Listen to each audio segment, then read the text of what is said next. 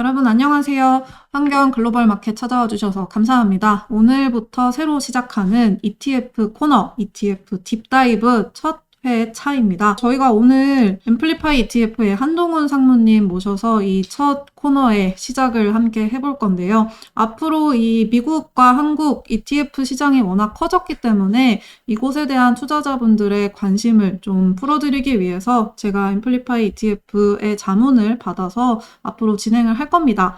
오늘은 이제 첫 회차니까 직접 이렇게 스튜디오에 나와 주셨는데 앞으로 한 달에 한 번씩 직접 찾아와 주셔서 여러분들 질문도 받고 이 글로벌 ETF 동향에 대해 직접 설명해 주십니다. 네, 앰플리파이 ETF는 미국 ETF 시장에서 상위 8%에 위치하고 있는 업체입니다. 360곳 중에 지금 30위 차지하고 있는데요. ETF로만 운용 자산 규모가 95억 달러, 우리 돈으로 13조 원 가까이 됩니다. 네, 미래에셋 자산운용에서는 뮤추얼 펀드 담당해 주시고 여기서는 지금 ETF 전문가로 거듭나셔서 두 펀드 자산 금융시장의 가장 중요한 두 개를 다 경험을 하신 분이기 때문에 굉장히 전문성을 가지고 저희 구독자분들께 이야기해 주실 수 있을 것 같습니다. ETF에 대해서 요즘 정말 관심이 많은데 왜 그렇다고 보시나요? 이 ETF가 기업이라면 무조건 매수 등급을 매긴다라고 말씀을 해주셨는데 그 이유를 좀 들어보면 좋을 것 같아요. 네, 솔직히 새로운 프로그램을 시작을 하면서 결국은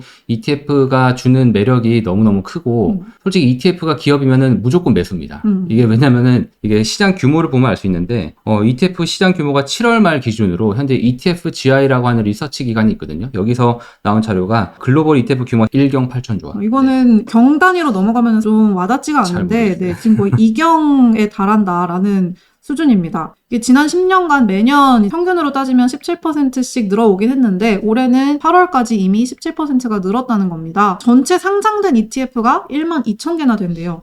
이렇게 많은지 몰랐는데 ETF를 모르는 분들도 혹시 계실 수 있으니까 이 ETF도 펀드긴 한데 그럼 우리가 이제까지 알아온 펀드, 그냥 펀드랑은 어떤 차이가 있는가? 이게 좀 한번 설명을 해주시죠. 이미 한글막 이 구독자분들은 다 아시겠습니다만 네. 간단하게 설명을 드리자면은 펀드는 저희가 알고 있는 옛날 국민 재테크였죠. 하나의 투자 테마를 가지고 거기에 여러 종목을 가지고 간 것이 펀드인데 이것을 이제 펀드를 하다 보니까 가장 불편했던 것들 이런 것들을 다 많이 계산한 것이 ETF입니다. 쉽게 얘기해서 ETF는 펀드와 달리 실시간으로 주식처럼 거래가 가능하다는 게 가장 크죠. 그렇기 때문에 시장 상황에 따라서 답답할 때 펀드는 한 번밖에 못 팔았는데 이제는 이제 실시간으로 팔 수 있다는 점 그것이 가장 좋고 두 번째는 이제 포트폴리오죠. 포트폴리오를 과거에는 뮤추얼 펀드의 포트폴리오를 실시간으로 못 봤어요. 그 펀드가 어디에 투자를 하고 있는가 네네. 이걸 말씀이신 거죠? 네. 보통은 이제 한 달 또는 두 달이 지나야지 볼 수가 있었는데 ETF 같은 경우는 실시간으로 포트폴리오 공개가 되다 보니까 투자분들에게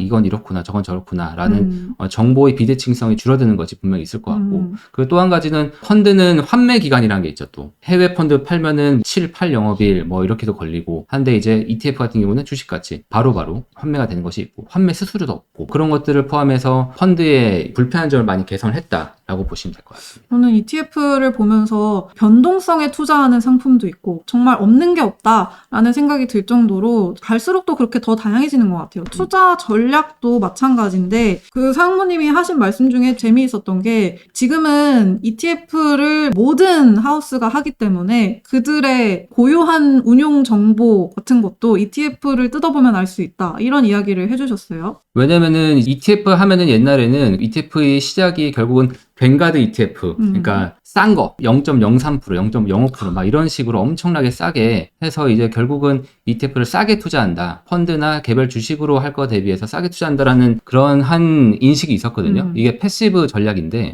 패시브하게 그냥 그 인덱스를 따라가는 거였죠. 근데 이제는 펀드처럼 액티브 전략으로 바뀐 것들이 많습니다. 특히 최근에 보면은 액티브 펀드로 많이 유명한 골드만삭스라든지 뭐 JP 모건이라든지 그러니까 유명한 투자은행들이 ETF 업계로 뛰어들었는데 뮤추얼 펀드를 많이 했던 레거시 그 회사들이 가장 잘하는 것이 액티브 운용이었거든요. 그래서 이 액티브 운용을 ETF로 들고 왔는데 아까 말씀드렸듯이 펀드와 ETF의 다른 점은 실시간으로 포트폴리오가 공개된다는 점 그리고 실시간으로 그들의 전략도 공개가 된다는 점 이런 것이 있다 보니까 과거에는 이러한 기관들만이 할 수 있었던 그런 투자 전략 기관들만이 알 수 있었던 그런 자산 배분이나 이런 것들을 실시간으로 개인 투자자들도 알 수 있는 그런 길이 열렸기 때문에 ETF의 발전으로 이 많은 투자분들, 고객분들 뭐 이런 분들이 수준 자체가 상당히 높아지는 그런 계기가 되었다라고 생각합니다. 진짜 근데 한국 투자자들이 또 유독 이렇게 ETF 시장이 발전하면서 관심이 진짜 많아지신 것 같아요. 그 중에서도 왜 우리가 미국 시장을 많이 보는가? 미국이 역시 ETF 시장에서도 1등이다. 네. 그런 것 같아요. 그렇죠? 네. 전체 시장에서 미국이 차지하는 비중이 70%. 맞습니다. 네. 제 생각으로는 그 중에서도 ETF 시장에서 미국을 봐야 되는 것이 미국이 결국은 자본시장, 그러니까 이 금융시장에서 한국보다는 선진국이었죠. 그렇죠. 더 빨리 시작했고 미국에서는 ETF가 90년대 초반부터 나왔고 그러니까 30년이 넘는 그런 역사를 갖고 있죠. 한국은 어느 정도 됐나요? 한국은 2000년대에 나온 걸로 알고 있어요. 조금 더 늦었죠. 솔직히 미국을 먼저 봐야 되는 이유는 미국의 길이 결국은 한국의 미래와도 비슷할 거다라고 저는 생각을 꼭 해요. 왜냐면은 미국 사람이든 한국 사람이든 원하는 건 똑같거든요. 수익. 그로스 아니면 인컴입니다. 이 두 가지를 모두 원하는 것이 전 세계 사람들의 공통점인데 미국은 그 길을 먼저 걸어왔고 ETF를 먼저 시작했고 정착화되어 있다 보니까 한국도 결국은 이것들을 좀 따라가지 않을까라는 생각이 들어요. 사실 한국 투자자들의 ETF 투자 특성을 좀 보면은 미국에서는 ETF를 말 그대로 포트폴리오 형식으로 자산 배분 관점에서 ETF를 좀 접근을 하는데 우리 이 야수의 심장을 가진 한국 투자자들은 좀 ETF도 하나의 주식처럼 단타를 하거나 레버리지를 크게 씌우는 ETF를 한다거나 좀 특이한 점들이 있는 것 같아요. 한국 투자자들은. 미국도 처음엔 다르지 않았어요. 매매를 많이 해야지 그게 수익이 나는 거죠. 투자자들 입장에서 봤을 때는 이것이 쌓이는 것이 많이 없는 거죠. 그래서 이것이 점점 매매 위주에서 이제 자산 관리 기반으로 많이 바뀌게 됐습니다. 그러니까 이렇게 되다 보니까 ETF를 활용하기가 가장 좋죠. ETF 같은 경우는 상당히 빠르게 자산 배분을 할 수 있다 보니까 이 ETF를 가지고 Financial Advisor라고 하는 개인 자산을 관리해주는 시장인데 이런 Financial Advisor들이 90% 이상이 일단 ETF를 다 활용을 하고 있습니다. 한국은 사실 그 ETF 아직 수수료가 미국만큼 그렇게 낮지는 않다 보니까 그런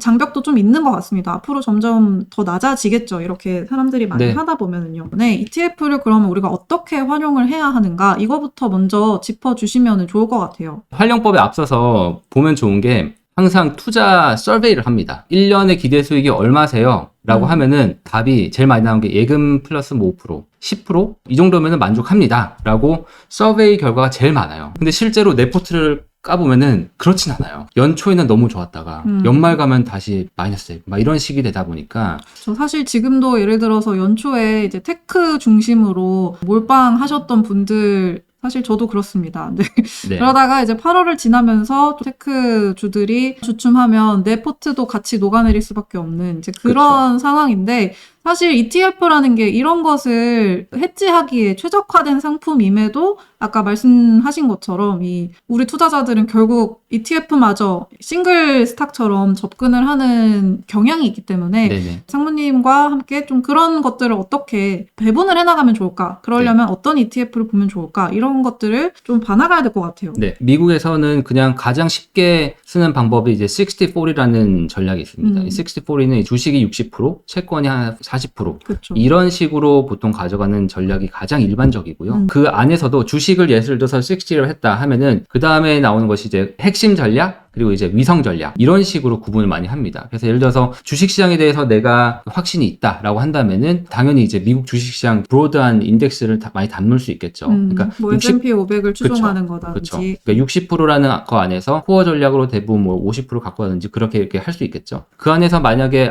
내가 정말 컨빅션이 있는 섹터가 있다. 그래서 반도체다 한다면은 그 반도체한 테마를 이제 ETF로 접근하기가 제일 쉽겠죠. ETF로 접근을 하는데 근데 만약에 그 안에서도 내가 이 종목은 정말 최고인 것 같아 한다면은 테마의 비중보다도 종목을 가져가시고도 방법이에요. 투자의 목적은 틀립니다. 만약 자산을 관리해서 좀 장기적인 안목으로 본다면은 분산을 해 나가야 되는 것이 필요하지 않나. ETF 같은 경우에도 동일 비중 ETF와 시가총액 비중 ETF 이렇게 또 다르게 있잖아요. 근데 이거를 모르시는 분들도 계실 것 같아요. 어떤 컨셉은 시가총액이 맞는 컨셉이 있고 어떤 컨셉은 동일 비중이 맞는 컨셉이 있습니다. 그러니까 예를 들어서 뭐 성장 테마예요. 이 테마 ETF를 함에 있어가지고 누가 승자가 될지 몰라요. 그런 초기 산업이다 라고 한다면은 항상 그 초기 테마에서는 1등한 놈이 나옵니다. 그리고 그 1등한 놈만 거의 수익이 나고 나머지는 약간 후발주로서 조금 지지부진해요. 그렇기 때문에 이런 성장성이 높은 테마일수록 시가총액 비중으로 가는 것이 맞는 방법입니다. 그러니까 ETF도 대충 볼 게 아니라 그 안에서 포트폴리오를 어떻게 짜고 있는지 그리고 비중은 어떻게 서로 매기고 있는지 이런 것들까지 앞으로 좀 꼼꼼히 봐야 되겠습니다. 그럼 저희가 이 ETF 시장에서도 역시 중심인 미국에서는 어떻게 ETF 투자자들이 투자를 주로 하고 있는가? 요즘 미국에서 좀 가장 핫한 ETF가 뭡니까? 이런 게 좀 있나요? 트렌드가? 앞으로 이제 주간으로 제가 이걸 봐드릴 텐데 네. 미국은 한 주 동안에 보면은 그럼에도 불구하고 시장은 돈이 들어왔습니다. 그러니까 시장이 파월 의장의 금리 발표, 금리 인하를 거의 확정짓는 그런 연설부터 엔비디아의 발표 전까지 상당히 변동성이 있었는데 네. 이것들을 반영했음에도 불구하고 뭐 스파이, QQQ, IWM 이런 거와 같이 대형주, 대형 성장주, 중소형주 돈이 다 들어왔어요. 그리고 채권으로도 돈이 조금 들어왔었는데 재밌는 것은 이제 비트코인으로는 돈이 들어왔고 이더리움은 돈이 빠졌다. 근데 이런 비트코인이 최근까지도 굉장히 많이 떨어졌었는데 비트코인 ETF로는 또 돈이 들어갔나 보네요. 네, 특히 한국에서 돈이 많이 들어왔어요. 한국에서는 이제 비트코인 선물, 그런가요? 네, 비트코인 자체는 안 되지만 선물로도 자금이 많이 들어갔고요. 그리고 싱글스탁, 한국에서도 유명하죠. NVDL이라고 이제 그 레버리지를 엔비디아 레버리지를 하는 그 ETF로도 많이 들어왔었고 MSTX라고 하는 마이크로 스트래티지라는 ETF의 레버리지 버전이 나왔거든요. 근데 이걸 또 한국에서도 투자를 하셨더라고요. 너무너무 대단한 것 같습니다. 결국 크립토 투자에 좀 확신이 있으신 분들이 요즘 ETF도 많이 한다라고도 볼 수 있을 것 같네요. 이 크립토 같은 경우는 좀 투자하기가 좀 편해진 것 같아요. 그리고 이제 최근에 시장이 좀 빠지다 보니까 그런 매수 차원에서 최근에 비트코인 가격도 제가 보고 있지만 왜 오르고 왜 빠지는지는 맞아요. 저도 잘 궁금합니다.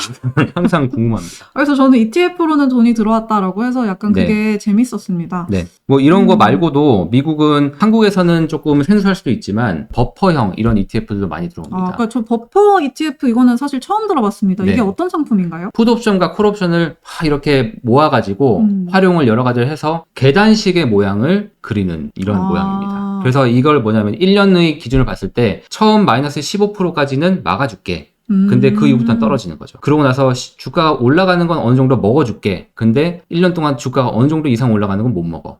약간 계단식으로 이렇게 되는 거죠. 약간 그럼 상하방이 다 막혀있는 느낌이네요? 상방은 막혀 있고요. 그리고 하방은 어느 정도까지는 막혀 있다가 뚫려 있는 거죠. 역시 컨셉만 들으면 커버드콜과 버퍼 ETF가 좀 비슷한 느낌이 들기도 하는데 차이를 조금 더 설명을 해주실 수 있을까요? 커버드콜은 이제 인컴이 또 높아요. 옵션 프리미엄이라고 하죠. 인컴이 높기 때문에 월 분배율이 높습니다. 월 배당을 받는 거. 근데 이제 상단이 조금 막혀 있고 하방은 뚫려 있어요. 버퍼 같은 경우는 약간 이제 하방은 조금 막아놨어요. 어느 정도. 한 마이너스 15까지는 막아준다라는 점이 그래도 커버드콜보다 좀 매력적이라고 볼 수 있는 거네요. 네. 이게 마이너스 9도 될 수 있고 15도 될 수 있고 30도 될 수 있고 되게 다양한 상품들이 있어요. 그래서 그 하단을 막아주는데 이런 이제 프리미엄이나 이런 것들은 당연히 적겠죠. 조금 적고 그 대신에 주가가 올라가는 걸 어느 정도는 쫓아갑니다. 근데 이제 상단은 또 막혀 있는 거예요. 근데 그러면은 아무래도 이렇게 풋콜 둘 다 옵션을 조합해서 그래도 액티브하게 운영을 해주는 거니까 이거는 수수료가 좀 비싸겠네요. 비쌉니다. 정확히 보진 않았는데 한 1%, 그러니까 1% 가까이 될 겁니다. 진짜요? 네. 와, 이 ETF 치고는 진짜 높은. 그쵸. 근데 레버리지도 1% 해요. 그렇군요. 제가 레버리지 ETF를 안 레버리지 같은 경우도 다 1% 하고 많이 비쌉니다. 그렇군요. 네. 레버리지 같은 경우는 1%를 줘도 기대하는 수익이 높다 보니까 괜찮다 이거고 이제 이런 것 같은 경우는 옵션 전략이 들어가고 마진을 증거금으로 내야 되고 이걸 이제 롤오버를 해야 되고 하다 보니까 상당히 이제 트레이딩 비용이 많이 들어가요. 옵션 비용이. 어쨌든 하단이 그래도 어느 정도 막혀있다라는 게 지금처럼 변동성이 큰 시장에서 포트의 좀 안정성을 높이기 위한 그런 도구로 주목을 받는 모양이네요. 그렇죠. 그러니까 이런 포트의 특징은 내가 들어가기 전에 이미 알고 있어요. 첫 1년 동안에 15% 하락은 방어해준다. 그걸 알고 들어가니까 조금 이제 불확실성이 조금은 제거되는 거죠. 또 재밌었던 게 달러 강세에 베팅하는 ETF, UUP네요, 티커가. 인베스코에서 운영하는 것 같은데 여기에 또 자금이 많이 들어온 것도 좀 재밌었습니다. 네, 그러니까 UUP 달러 강세 베팅하는 것이 돈이 들어왔더라고요. 그래서 금리 인하를 파월이 이미 얘기는 했지만 금리도 다 쳤잖아요. 그쵸. 다시 위로 튀고 이미 그 기대감은 이미 선반영이 됐는데 일단은 ETF로는 돈이 좀 들어왔더라고요. 그래도 결국은 달러가 더 떨어질 수는 없을 것이다 라고 보는 사람들이 많이 있으신가 봅니다. 국내 한국 투자자들이 미국 ETF에 어떻게 투자를 하고 있는가, 이게 사실 재밌습니다. 야수의 심장들이 미국 ETF 레버리지 시장을 먹여 살리고 있다라고 해도 과언이 아닌 정말 대단하죠. 네, 그런 통계로 보이는데 한번 네. 좀 설명을 해주시죠. 우리나라 국민들이 투자한 미국 주식을 통틀어서 ETF가 1등을 했습니다. 한 주 동안에. 8월 20일부터 8월 29일까지 1주 동안에 통계를 내보니까 매수와 매도를 다 포함한 거래량 자체의 순위도 1등이고요. 순매수도 1등입니다. 1위가 결국은 일종의 싱글스탁 같은 맞습니다. 네, 엔비디아 레버리지 종목이죠. 순매수 같은 경우는 이제 ETF지만 주식보다 더 핫한, 더 뜨거운 버전이기 때문에 이제 투자자분들이 관심을 가지신 것 같은데 네. 순매수 1등으로는 NVDL이 1등을 했고요. 그리고 그래나이트 셰어스의 2배 레버리지, 엔비디아 2배 레버리지 ETF인 거죠. 네, 한국 투자자분들이 가장 많이 매수하신 ETF가 이제 NVDL이었고요. 50 네네네. 밀리언. 근데 펀드 전체적으로 봤을 때는 200 밀리언이 들어왔어요. 그러니까 한국 비중이 그래도 높죠. 24%나 되기 때문에 한국 투자 비중이 되게 높다고 볼 수 있습니다. ETF 시장에서도 점점 엔비디아를 조금 비중을 줄여가야 되는 시기가 아닌가라는 그런 생각이 드는데, 실제로 좀 테크 ETF에 대한 관심이 좀 줄어드는 상황인가요? 어떻게 보시나요? 그렇지는 또 않은 것 같아요. 그러니까 기관 투자분들은 조금 많이 갈리는 것 같아요. 아직까지도 AI가 괜찮다, 안 괜찮다. 맞아요. 예, 이런 측면인 것 같고, 다만 개인 투자분들 같은 경우는 여전히 약간 희망이 많은 것 같습니다. 그러면은 지금 순매수 순위가 높은 것 중에 이 TLT는 한국 비중이 마이너스네요. 그렇죠. 이게 뭐냐면은 한국에서는 이제 TLT가 17 밀리언 달러가 들어왔어요. 1주 동안에. 펀드 전체로는 420 밀리언이 빠졌어요. 420 밀리언 달러가 빠졌으니까 이렇게 해석할 수 있죠. 그러니까 파월 의장이 금리 다음 주에 내릴 거야 라는 거의 그런 확정 발언을 하면서 한국에서는 이제 TLT가 금리가 좀 빠질 거야 라는 기대감으로 들어왔다면은 반대로 글로벌 투자자 입장에서는